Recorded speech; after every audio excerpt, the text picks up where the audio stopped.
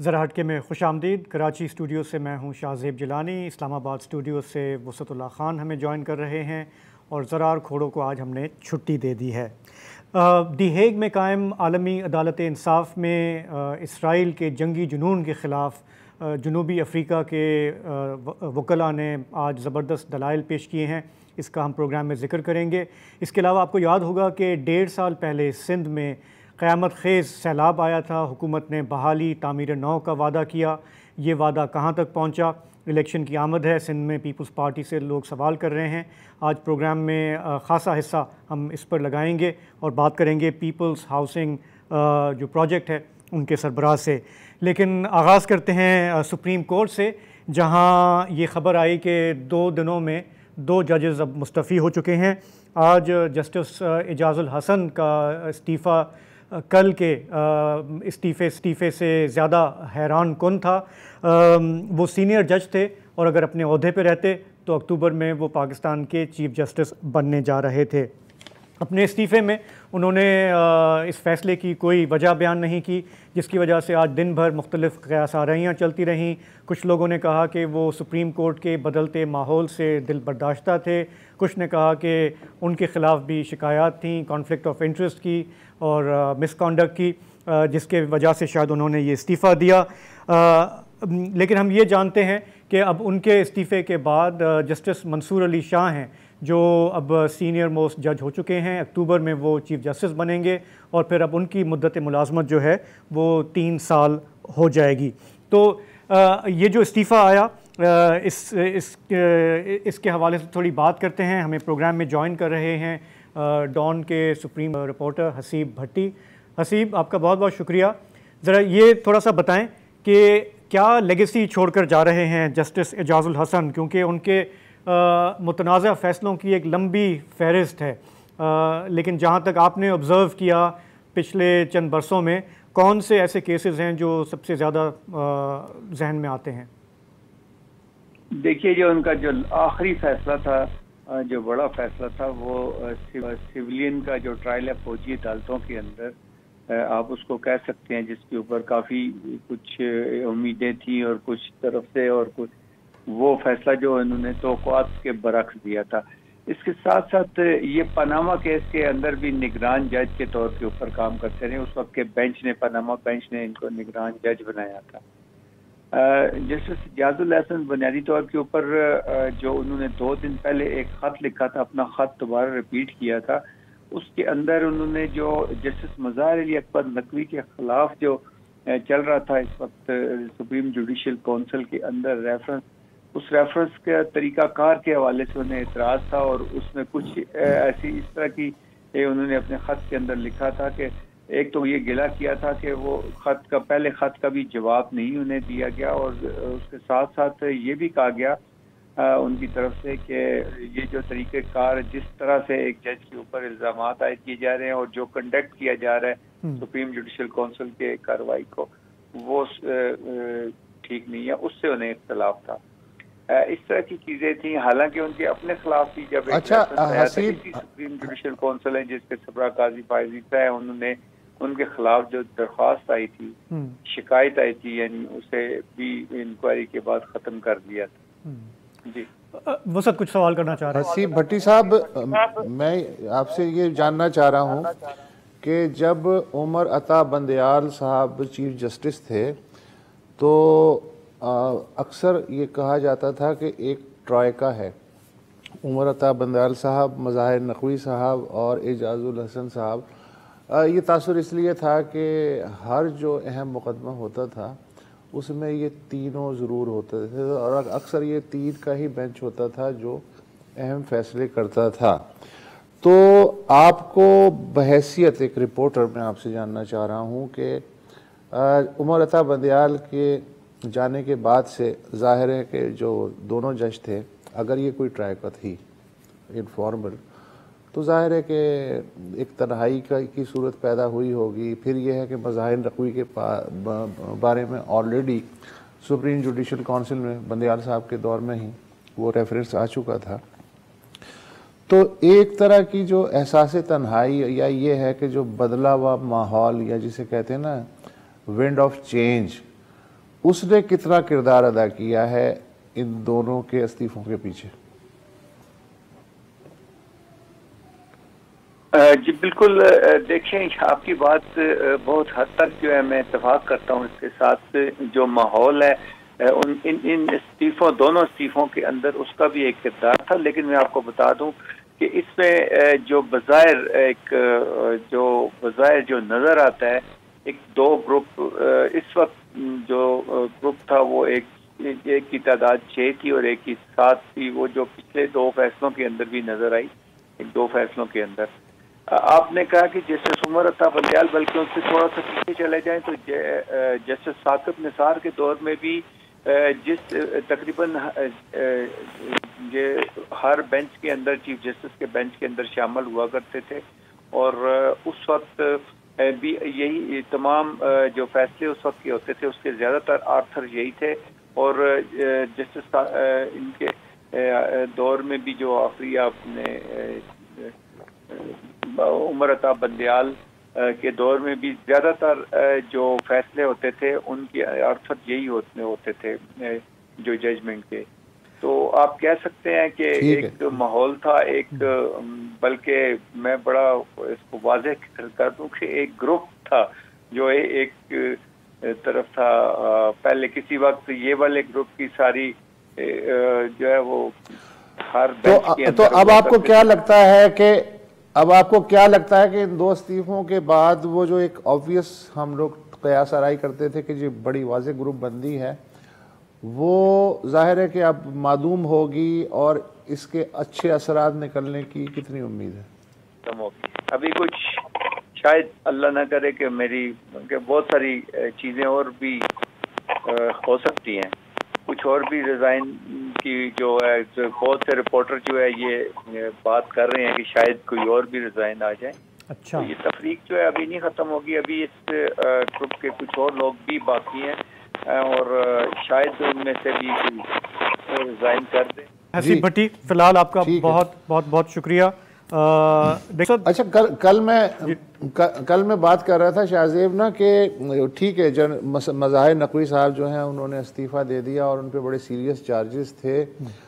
आज attorney general Mansoor आवान, supreme judicial council की आज जो कार्रवाई हुई जी, तो मंसूर आवान ने कहा कि पिछले साल जून में सुप्रीम कोर्ट के एक 2 रुकनी बेंच ने फैसला दिया था कि अगर कोई जज इस्तीफा दे दे तो उसके खिलाफ मजीद कार्रवाई नहीं होगी जी। ये रेफरेंस उन्होंने दिया काउंसिल की कार्रवाई के दौरान। इस पे चीफ जस्टिस का ये कहना था कि ऐसा हो नहीं सकता कि कोई जज पूरे इदारे की साख तबाह करके इस्तीफा दे के निकल ले और हम कोई कार्रवाई ना करें। पूरा पाकिस्तान देख रहा है, हमें कोई ना कोई फाइंडिंग तो देनी होगी। तो इसका मतलब ये हुआ कि वो जो एक था जहन में किसी के इस्तीफा देने के लिए कि जी बस फारिग हो गए, अब सारी चीज़ें ठीक हो जाएंगी, तो मुझे लग रहा है कि ये मामला इस तरह इतनी आसानी से ख़त्म होने वाला नहीं है। हाँ, मतलब ये एक जहन दे दिया सुप्रीम जुडिशल काउंसिल में उन्होंने कि ये जो होता है ना हमारे अप्रोच के जी के मट्टी पाओ, बस अब जाने दो, आगे बढ़ जाते हैं। देयर इज़ अ डिटर्मिनेशन के नहीं, थोड़ा सा हिसाब किताब होना चाहिए। लेकिन ज़ाहिर है कि कानूनी नुक्ता है कि अगर एक 2 रुकनी बेंच का फ़ैसला था तो उसको पहले उस लेवल पे भी पहले इसको देखना होगा, टैकल करना होगा। सुप्रीम कोर्ट का ये जो में जो ये डेवलपमेंट्स हो रही हैं ये बहुत गैर मामूली हैं, क्योंकि अब इलेक्शन में भी 1 महीना रह गया है और हमारे यहाँ हम देखते आए हैं कि हमारे यहाँ सुप्रीम कोर्ट ज़ाहिर है कि सियासी तौर पे भी तकसीम रही है। नज़रियाती तौर पे तो चलें, दुनिया भर में कई सारे हमने देखे हैं सुप्रीम कोर्ट के, वो होते हैं, कोई कंजर्वेटिव होते हैं, कोई लिबरल होते हैं। लेकिन ये जो सियासी तकसीम है, जिस तरह मेरा ख्याल अभी हसीब भट्टी भी कह रहे थे कि इट्स नॉट इंटायरली ओवर अभी, और अभी ये मामला और आगे चलेगा। तो बहरहाल इस पे हम नज़र रखते हैं। हमने 96 के बाद का जो वाक़या है जिसमें पाकिस्तान में 2 सुप्रीम कोर्ट्स बन गई थी, उससे जाहिर है कि वो जिसे कहते हैं ना कि सांप का काटा रस्सी से भी डरता है, तो हमें अब जाहिर है कि वो एक जो मिसाल बन गई उसकी वजह से ये हमारे जहन में इस तरह की चीज़ें आ रही हैं। लेकिन मैं एक सेहतमंद बात मैं ये देख रहा हूँ कि सुप्रीम जुडिशल काउंसिल मुझे आने वाले वक्त में ज़्यादा प्रोएक्टिव इसलिए नज़र आ रही है कि अब ये जो 2 जज गए हैं उनकी जगह जस्टिस मंसूर अली शाह जो कि ज़ाहिर है next chief justice in line है वो हैं और जस्टिस याहिया आफरीदी वो जुडिशल काउंसिल में बैठेंगे। तो आने वाले दिनों में खासे इंटरेस्टिंग फैसलों की तवक्को हम कर सकते हैं। तो ये देखें ना, ये बड़ा एक्साइटेड हूँ, मैं बड़ा एक्साइटेड हूँ कि कल जो है जब ये बल्ले वाला काम आएगा सुप्रीम कोर्ट के सामने के इलेक्शन कमीशन ने जो रिव्यू पिटीशन दाखिल की है तो उसमें क्या सूरत हाल पैदा होती है। बिल्कुल आपने सही कहा। देखें सुप्रीम जुडिशल काउंसिल हरक हो रही है तो ये अच्छी बात है, क्योंकि अब हमारे मुल्क में ये तासुर बहुत ज़ोर पकड़ चुका है कि हमारे 2 ताकतवर इदारे जो अगर अंदरूनी एहतसाब करते हैं तो वो क्या होता है, ना पब्लिक को पता लगता है। पावरफुल शख्सियात होती हैं, फ़ैसले करते हैं मुल्क की तकदीर के, लेकिन फिर कोई एहतसाब नहीं होता, कोई सुनवाई नहीं होती। तो अगर कम अज़ कम जुडिशरी में ये हिम्मत है कि इंटरनल अकाउंटेबिलिटी करें तो ये अच्छी बात है। इससे अदलिया का वक़ार बुलंद होगा और हमें ऐसे जजेस देखने को मिलेंगे जो ना दबाव में आते हैं ना झुकाव में आते हैं। तो बहरहाल इस मौजू पे हम कल परसों भी बात करेंगे। फ़िलहाल एक ब्रेक लेते हैं, वापस आएंगे तो बात करेंगे गज़ा की और आलमी अदालत इंसाफ की।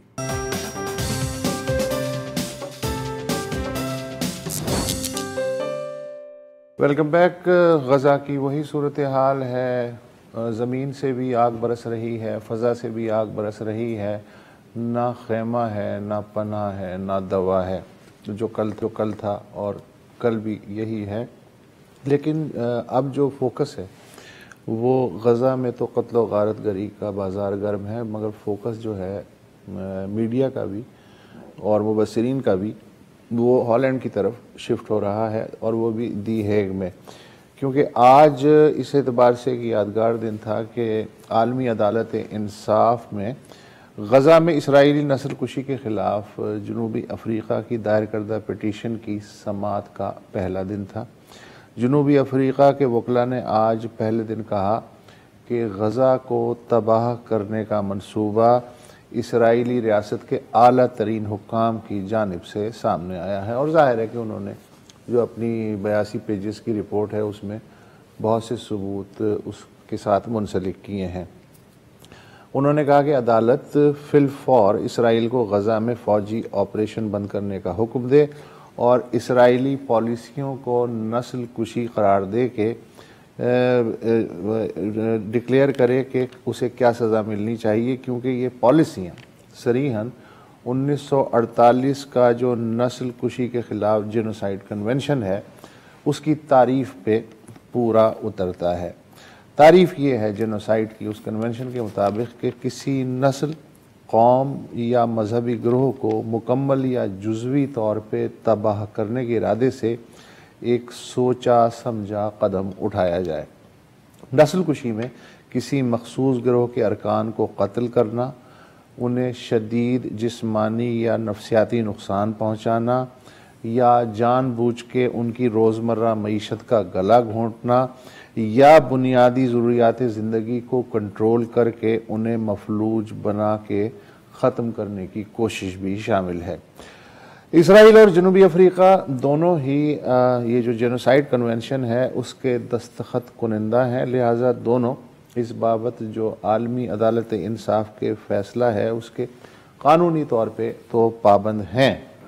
मगर अदालत के पास मसला ये है कि क़ुव्वत नाफिज़ा नहीं है और इसके लिए वो अक़वाम मुत्तहिदा की सलामती काउंसिल की मरहून मिन्नत है। आपको पता है वहाँ अमेरिका बैठा है।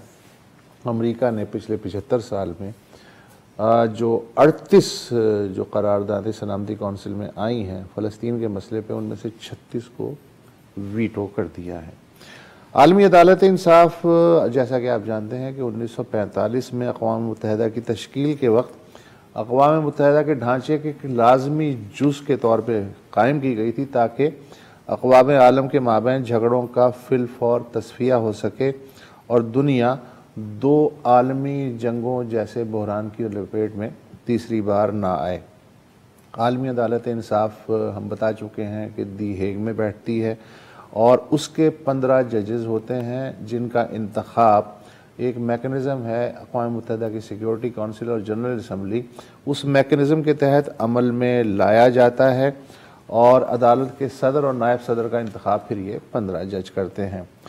जिन 2 रियासतों के दरमियान मुकदमा हो वो भी किसी को एक एक को एडहॉक जज नामजद कर सकती हैं, यानी जो मौजूदा मुकदमा भी है ये है तो 15 जजों की अदालत का, लेकिन अब उसमें 17 जज बैठेंगे। एक इसराइल ने नॉमिनेट किया है और वो हैं सुप्रीम कोर्ट के एक साबिक चीफ जस्टिस और हॉलोकॉस्ट सर्वाइवर आरून बराक।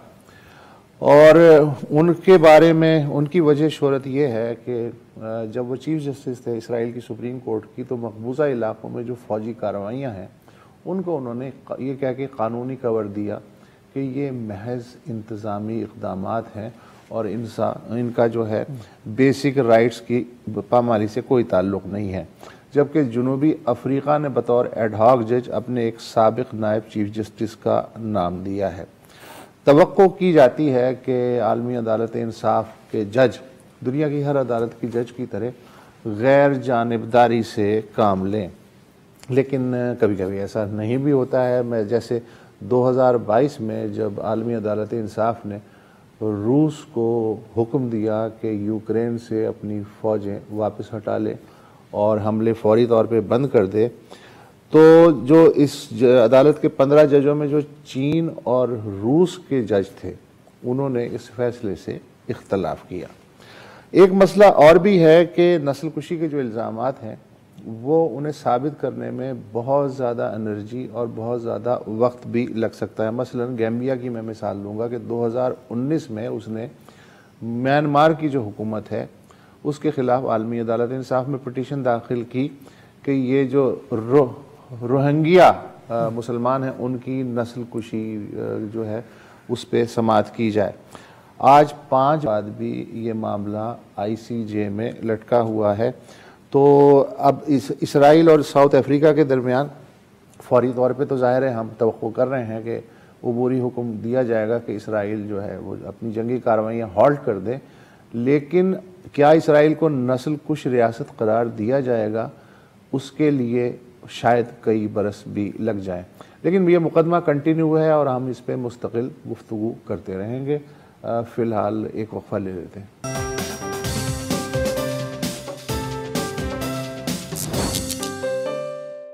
इलेक्शन का माहौल आहिस्ता आहिस्ता बन रहा है, सियासी बहस में तेज़ी आएगी, लेकिन कुछ इश्यूज़ पे भी बात कर लें। और अगर हम सिंध की बात करें तो इस दफ़ा जब पीपल्स पार्टी सिंध में निकलेगी तो एक बड़ा इशू जिसका सामना होगा वो है सैलाब से जो तबाही हुई थी उसकी बहाली, उसकी तामीर नौ का मामला। तो प्रोग्राम में इस वक्त हम बात करेंगे ये जो सैलाब आया था 1.5 साल पहले जिससे बहुत तबाही हुई थी, उसके बाद से लेकर अब तक कम से कम जो घरों की तामीर का काम है वो कहाँ तक पहुँचा है। प्रोग्राम में स्टूडियो में हमें ज्वाइन कर रहे हैं खालिद मोहम्मद शेख साहब, CEO हैं सिंध पीपल्स हाउसिंग प्रोग्राम के। सिर्फ मैं आपको रिमाइंड करा दूं कि ये जो सैलाब आया था ये हमारी ख़बरों में तो अब इसका कोई जिक्र ही नहीं होता, लेकिन इसमें सिंध का कोई 70% हिस्सा जो है वो ज़ेरे आब आया था। कोई 1.25 करोड़ लोग यहाँ पे मुतासर हुए थे। 20 लाख घर जो हैं वो या जुज़वी तौर पर या पूरी तरह से तबाह हुए थे। ये एक बहुत बड़ा चैलेंज था और हमें याद है कि इब्तदाई महीनों में बहुत तनकीद हुई गवर्नमेंट में पर के इमदाद नहीं पहुँची, काफ़ी मसले मसाइल थे, लेकिन आगे जाकर गवर्नमेंट ने एक ये प्रोजेक्ट अनाउंस किया कि हम ये घर बनाएंगे। शेख साहब ये बताएं कि इसके लिए वर्ल्ड बैंक फंड रहा है जी, और 500 अरब रुपए का ये प्रोजेक्ट है। और क्या ये बात सही है कि ये दुनिया में तामीर नौ का सबसे बड़ा प्रोजेक्ट होगा? जी, आपने बिल्कुल ठीक कहा कि जो रिकन्स्ट्रक्शन ऑफ हाउसेस का जो इशू है, यानी वो घर जो दोबारा बनाए जाएं जो किसी आफत या नागानी सूरत की वजह से तबाह हो जाएं, वो ये दुनिया का सबसे बड़ा प्रोजेक्ट है। मैं इसमें थोड़ा सा बता देता हूँ कि इससे कम जो घर बने हैं वो नेपाल में जो अर्थक्वेक आया था 2015 में, तो उसके नतीजे में तकरीबन उन्होंने 7 लाख घर बनाए थे, 7.5 लाख घर। उससे पहले आज़ाद कश्मीर में जो अर्थक्वेक आया था उसमें तकरीबन 5 लाख घर बने थे। लेकिन ये प्रोजेक्ट जो है ये 20 लाख घरों की बहाली का प्रोजेक्ट है। तो प्रोजेक्ट देखें बहुत एम्बिशियस है और जहाँ तक मैंने देखा है आप कह रहे थे कि 3 लाख रुपए मिलेंगे फ़ी घर और वो भी किस्तों में, 3 किस्तों में मिलेंगे। पहले आप प्लिंथ डाल दें पहली किस्त में, उसके बाद आप लिंटल करें, उसके बाद आप रूफ डालें। तो जैसे, और वो काम जो है वो उन्हें खुद करना है, वो उन्होंने खुद करना है, पैसे आप देंगे, मॉनिटरिंग आपकी है, लेकिन बना वो खुद रहे हैं। बिल्कुल ठीक है। अच्छा, अब इसमें ये है कि ये काफ़ी सारी शिकायतें भी हैं ज़ाहिर है, और वो आपसे हम आपके सामने रखेंगे, that's why you are here. एक शिकायत जो मुझे फील्ड से मिली है वो ये कि लोगों को पैसे नहीं मिल रहे, बैंक में अकाउंट्स उनके नहीं खुल रहे। बैंक में वो जाते हैं, क्योंकि बहुत सारे लोग तो ऐसे जिनका बैंक में कभी आना जाना ही नहीं था, उनसे वहाँ पे पैसे लिए जा रहे हैं। आप तक आई हैं ये शिकायतें? हाँ, मैं आपसे अर्ज़ करूँ कि पहले तो हमें थोड़ा सा समझना पड़ेगा कि ये इसका तरीक़ाकार क्या है, इस प्रोसेस का या इस प्रोग्राम का तरीक़ाकार क्या है। इसमें देखिए सबसे इम्पोर्टेंट बात ये थी कि अगर हम कोई ऐसा तरीका इख्तियार करते जिसमें डायरेक्ट कैश ट्रांसफ़र करते, तो हमारे सामने बड़ी तल्ख हकीकतें हैं, जहाँ आपने देखा होगा कि लाइनें लगती हैं, सुबह से शाम तक लोग खड़े रहते हैं, फिर उसके बाद शिकायतें आती हैं। तो इन तमाम मराहिल को देखते हुए हमने ये फैसला किया कि थोड़ी तकलीफ़ उठाएंगे, लेकिन एक प्रोसेस होगा, एक बाकायदा चैनल होगा। और आपको पता है कि सबसे अच्छा चैनल जो है फ़ंड ट्रांसफ़र का वो सिर्फ बैंकिंग चैनल है। तो हमने कहा कि हम तमाम, ये बड़ा जाइगेंटिक डिसीजन भी था और मुश्किल काम भी था, कि हमने तमाम लोगों के अकाउंट्स खुलवाने और उनको थ्रू अकाउंट्स ट्रांसफ़र करने हैं पैसे, ताकि कोई बीच में फाइनेंशियल जो है इंटरमीडियरी ना हो, कोई बीच में डंडी ना कोई शिकायत ना हो। हाँ। अब ये तो आप नहीं कह सकते ना कि बैंक वाले पैसे ले रहे हैं, इसलिए कि बैंक एक एस्टेब्लिश्ड इदारा होता है जहाँ लोग एंटर होते हैं, लोग अपने कैश लेते हैं और वापस आ जाते हैं। तो हार्डली कभी ऐसा आपको शिकायत सुनने में आती है कि बैंक में पैसे लेना शुरू कर दें। अदरवाइज़ तो आपको पता है सारा दिन बैंक की ट्रांजेक्शन होती हैं। तो ये बड़ा मुश्किल फ़ैसला था। हमने पहले कोशिश की कि हम अपने इम्प्लीमेंटेशन पार्टनर्स के ज़रिए अकाउंट्स खुलवाएं, लेकिन ये नहीं खुल रहे थे, बहुत मुश्किल थी। तो फिर हमने स्टेट बैंक के साथ बात की, हमने नेशनल बैंक के साथ बात की और तमाम बैंकों के साथ बात की, और हमने फिर तमाम बैंकों के साथ सेंट्रलाइज्ड अकाउंट्स ओपनिंग का प्रोसेस शुरू किया। तो आप ये देखें कि जो बेनिफिशरी है उसने कहीं नहीं जाना इस पूरे प्रोसेस में। बेनिफिशरी के पास हमारी इम्प्लीमेंटेशन टीम जाती है, एनजीओ जाते हैं जिनको हमने हायर किया है, वो उन्हें जाके उनका सारा डेटा वैलिडेट करते हैं, उसके बाद उसकी इन्फॉर्मेशन हमें देते हैं। हमारा पूरा एक MIS का सिस्टम है जो उसको प्रोसेस में डालता है, और सारा प्रोसेस निकालने के बाद फिर हम उसका सेंट्रलाइज अकाउंट हम खोलते हैं। और उसके बाद हम उसे बैंक को फंड ट्रांसफ़र कर देते हैं। अच्छा, उसके बाद बैंक, क्या सबके अकाउंट खुल गए? सबके अकाउंट खुल गए? वैसे साहब 20 लाख लोगों की हम बात कर रहे हैं और हम तकरीबन 5 लाख अकाउंट्स खोल चुके हैं।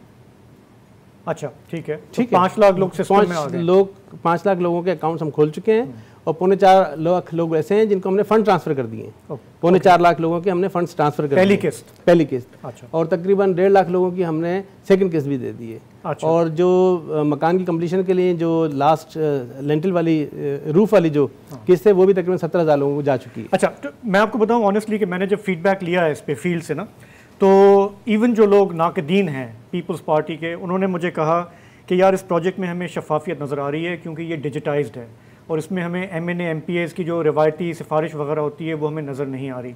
लेकिन साथ ही एक और फिर नुक्ता उठा है, और वो ये कि जिस वक्त आपने ये एस्टिमेट किया था कि ये 3 लाख रुपए का ये कमरा बनेगा, घर बनेगा, उसके बाद से मुल्क में इन्फ्लेशन हुई है, डीवैल्यूएशन हुई है, और ये मुझे फीडबैक मिला है कि भाई ये 3 लाख में तो घर नहीं बनेगा, कम से कम ये जो है 5 लाख तक जा रहा है।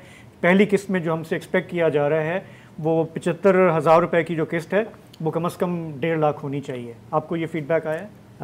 ये फीडबैक आया है, लेकिन इस तरह नहीं आया है। मैं आपसे अर्ज़ करूँ कि हमने अंदाज़ा लगाया कि 3 लाख से 3,20,000 और 3,50,000 के दरमियान लोगों ने एस्टिमेट्स किए हैं। हमारी अपनी इंजीनियरिंग टीम ने एस्टिमेट किया था तो 3 लाख से हमने शुरू किया था। देखिए, मैं आपसे एक चीज़ अर्ज़ करूँ, ये एक बड़ी ट्रांसफॉर्मेशन इस तरह से है कि बिल्कुल जो मड हाउसेस हैं, थेचिट्स हैं, बिल्कुल उनको रिप्लेस कर रहे हैं एक रेजिलिएंट हाउस से। ये कैश ग्रांट मॉडल ज़रूर है, लेकिन हम ये चाहते हैं कि हर इंसान जो है उसकी ऑनरशिप मिले।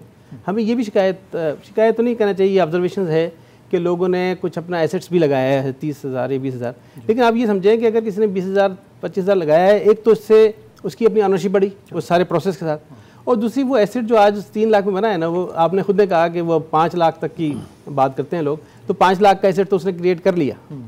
देखिए, इस प्रोजेक्ट की सबसे बड़ी खूबसूरती ये है कि इसमें कोई कॉन्ट्रैक्टर इन्वॉल्व नहीं है, ये पैसे डायरेक्ट बेनिफिशियरी के पास जा रहे हैं। He is master of his own destiny, वो जाता है बाजार से सारा सामान खरीदता है और उसको बनाता है। तो ना सिर्फ ये कि उसने एक पूरा प्रोसेस किया, मैं ये समझता हूँ कि इसमें एम्पावरमेंट का बहुत बड़ा एलिमेंट है। पहली एम्पावरमेंट तो ये है कि जो 20 लाख हैं वो 20 लाख के 20 लाख फैमिलीज वैसा साहब उनके पास कोई अकाउंट्स नहीं थे। पहली दफ़ा उनमें 8 लाख खवातीन हैं, वो बैंक जा रही हैं अकाउंट। अच्छा, ये मुझे बताइए 3 लाख में कितने हज़ार घर बना लिए हैं आपने? मैंने अभी कंप्लीशन कितनी हुई है? 70,000 की हम आखिरी किस्त दे चुके हैं, जिसका मतलब ये है कि 70,000 घर जो है वो बन चुके हैं। और मैं आपसे अर्ज करूं, हमारी रिपोर्ट हमेशा अंडररेटेड इसलिए होगी कि रिपोर्ट हमारे पास प्रोसेस के तहत आती है। तो आज अभी हम बात कर रहे हैं तो हो सकता है 5,000 घर इस दौरान में और मजीद आ चुके हों। हमारा एस्टिमेट है 70,000 जो है वो टोटल कंप्लीशन हो गई है। जी जी। अच्छा ठीक है, हमें एक ब्रेक लेना है, वापस आते हैं तो गुफ्तगू को जाना है।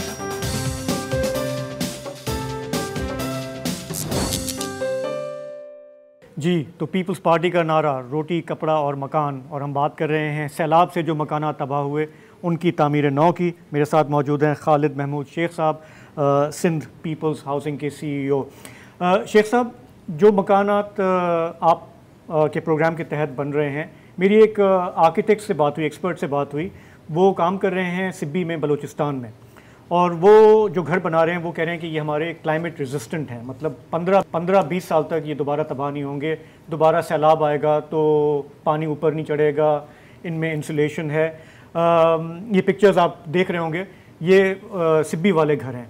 अच्छा, जो पीपल्स हाउसिंग प्रोजेक्ट के तहत जो घर बन रहे हैं, ये बताएं कि अगर दोबारा सैलाब आता है तो क्या आपने इसकी मिनिमम वो हाइट तय की है कि ये इतना ऊपर होना चाहिए ताकि दोबारा वही कहानी ना हो, उनकी छतें ना गिरें, वो दोबारा बेघर ना हो?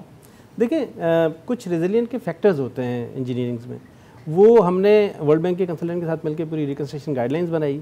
तमाम यूनिवर्सिटीज़, जितनी भी इंजीनियरिंग यूनिवर्सिटीज़ हैं, उनको वो गाइडलाइंस भेजी, उनके साथ इनपुट लिया, और उसके बाद फिर हमने उसको पब्लिक किया। और तमाम जो हमारी NGOs इस प्रोजेक्ट में साथ काम कर रही हैं, SRSO है, थरदीप है, सरसो है, NRSP है, हैंड्स है, सेफको है, उन सबको ट्रेनिंग दी, और उसके बाद ये तमाम प्रोजेक्ट स्टार्ट किया। देखिए, इसकी बुनियादी बात मैं बता देता हूँ, अदरवाइज़ तो ये पूरा एक चैप्टर है कि रेजिलिएंट और क्लाइमेट फ्रेंडली किस तरह से होता है। कि हमने इसमें 2 फीट की बुनियाद ज़मीन के नीचे रखी है और 3 फीट मिनिमम ज़मीन के ऊपर प्लिंथ लेवल है। और आपको हैरत होगी कि मैं मुख्तलिफ़ जगहों पे गया देखने के लिए, तो लोगों ने उस मिनिमम, क्योंकि अगर वो 2.5 फीट की प्लिंथ रखेगा तो हम उसे रिजेक्ट कर देंगे और हम अगली किस्त नहीं उसे इशू करेंगे। तो कई लोगों ने 4 फीट, और अगर आपको कुछ तस्वीरें मैं भेजता हूँ, कुछ लोगों ने 5-5, 5.5 फीट की प्लिंथ ऊपर बनाए, क्योंकि उनकी मेमोरी में वो फ्लड था और उन्हें अंदाज़ा था। मैंने एक खातून से पूछा कि आपने 4 फीट की प्लिंथ क्यों रखी है? उन्होंने कहा 3.5 फीट पे पानी आया था तो मैंने उसको और उठा के रखा, जो एक नेचुरल इंस्टिंक्ट है हमारी। अच्छा, तो पीपल आर फॉलोइंग। छत में ये कि प्रॉपर स्लोप हो।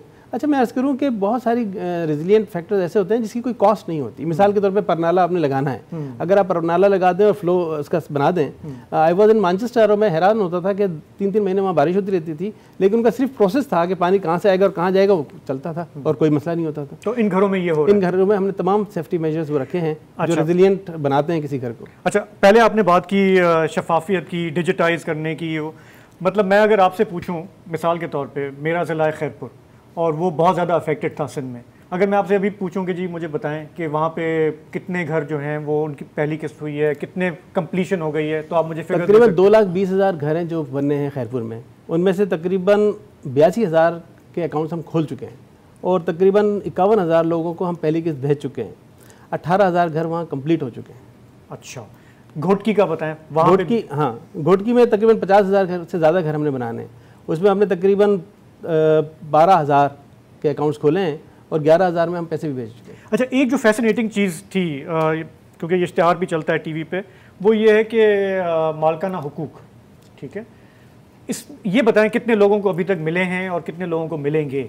इसमें ये है कि 10,000 लोगों को तो हम 10,000 ख़वातीन को मालकाना हुकूक दे चुके हैं अब तक, और सिर्फ 10,000 को। क्यों? उसकी वजह ये है कि देखिए उसमें पूरा प्रोसेस इन्वॉल्व होता है। पहली तरजीह हमारी ये थी क्योंकि लैंड टाइटल कर देना बहुत आसान काम है। आप एक दफ़ा सर्वे कंप्लीट कर लें, उसकी पैमाइश कर लें उस मकान की, उसके बाद फिर आप उसको लैंड टाइटल दे सकते हैं। डिफ़िकल्ट काम ये था कि हम तमाम अकाउंट्स खोलें और घर स्टार्ट कर दें, और वो हमने काम किया। अब देखें, ये एक पॉलिटिकल डिसीजन है कि कब उन्होंने लैंड टाइटल्स देने हैं और किस तरह करना है, लेकिन ये कि घर बनाने का तसलसल तो जारी है। और लैंड टाइटल्स में हमने सारी जो मैपिंग है वो कर ली है, यानी हमें 20 लाख के 20 लाख फैमिलीज़ का पता है। इनमें से तकरीबन 9.5 लाख लोग ऐसे हैं जो स्टेट लैंड पर हैं, जिनको सरकार नए मालकाना हकूक देगी। तकरीबन 5.5-6 लाख लोग वो हैं जो अपनी ज़मीनों पर बैठे हैं, जिनके पास अपने हकूक हैं, मालकाना हकूक मौजूद हैं। और तकरीबन 3.5 लाख लोग वो हैं जो कि किसी और लैंड लॉर्ड की ज़मीन पर हैं, कुछ और इशूज़ हैं, कहीं डिस्प्यूट्स हैं। तो वहाँ उनको हम उससे बात करके, और जहाँ वो मालिक राज़ी हो जाता है वहाँ हम मकान शुरू करा देते हैं, अदरवाइज़ हमने वहाँ रोके दें। अच्छा, मुझे पता नहीं क्यों अभी भी थोड़ा सा ये इम्पॉसिबल लग रहा है कि 2 साल का जो अरसा है उसमें आप 20 लाख घर बना के पूरे करेंगे। आई मीन जिस स्पीड से आप चल रहे हैं, ठीक है शुरू में ज़्यादा टाइम लगता है सिस्टम को सेटअप करने में, लेकिन अगले 2 साल में आप कह रहे हैं कि ये 20 लाख घर बन जाएंगे। बन जाएंगे, इस तरह बन जाएंगे कि हमने जुलाई अगस्त से फुल फ्लेज ये शुरू किया, क्योंकि आपको पता है कि टीथिंग प्रॉब्लम्स होते हैं, शुरू में प्रॉब्लम्स आती हैं, उसके बाद आहिस्ता आहिस्ता आप you get used to it. और अगस्त, सितंबर, अक्टूबर, नवंबर, दिसंबर 5 महीने में हमने तकरीबन 4.25 लाख डिसबर्समेंट की है, जिसका एवरेज जो है वो 70,000 पर घर पर मंथ हम घर की डिसबर्समेंट कर रहे हैं।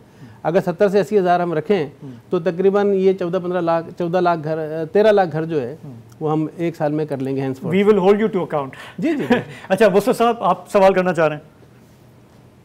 जी, मैं ये पूछना चाह रहा हूँ कि बड़ा अच्छा है कि आप 2 साल में कर लेंगे, चलें 2 नहीं 3 साल में कर लीजिएगा, लेकिन इन 3 साल में जाहिर है कि आपके जहन में भी खदशा होगा और आपके डोनर्स के जहन में भी कि अगर फिर जिस तरह का मौसम है दोबारा उस तरह की क्लैमिटी आ जाती है विद इन 3 ईयर्स, अगले साल या खुदा न खास्ता उससे अगले साल, तो उसका क्या है, क्या सोचा है? जी वसत साहब, इशू ये है कि अगर मैं आपको बताऊं कि जो घर डिस्टर्ब हुए इस सारे फ्लड में, उनमें से 85% वो थे जो कच्चे घर थे, यानी मिट्टी के घर थे या वो झोपड़ियाँ थी। तो वो तो अगर अगले साल इससे आधी बारिशें भी आती तभी उन्होंने डिस्टर्ब होना था। आपको पता है कि हर साल ये बेचारे गरीब लोग जो है ना वो झोपड़ी गिरती है उसको संभालते हैं, फिर अगले साल ये होता है। लेकिन इस दफ़ा हमने इसकी फ़िलासफ़ी यही है इस प्रोजेक्ट की कि हमने उन कच्चे मकानों को ट्रांसफॉर्म करना है पक्के रेजिलिएंट हाउसेज में। तो जो रेशो था पक्के हाउसेज के डैमेज होने का वो था 11 से 12%, और वो भी ज़ाहिर है उसमें मुख्तलिफ रीजन्स होंगे। तो हम ये समझते हैं कि जिस तरह की बारिशें पहले आई हैं उस तरह की बारिशों के लिए ये परफेक्टली ऑल राइट सेटलमेंट है और it will not be affected by that. बाकी हर एक रेजिलिएंट की एक हद है, हाँ, उससे आगे तो आई डोंट नो क्या हो सकता है। मतलब ये भी जो सैलाब आए थे इस तरह के सैलाब हमने पहले कभी नहीं देखे, 100 साल में अनइमेजिनेबल था कि इतना ज़्यादा जो है।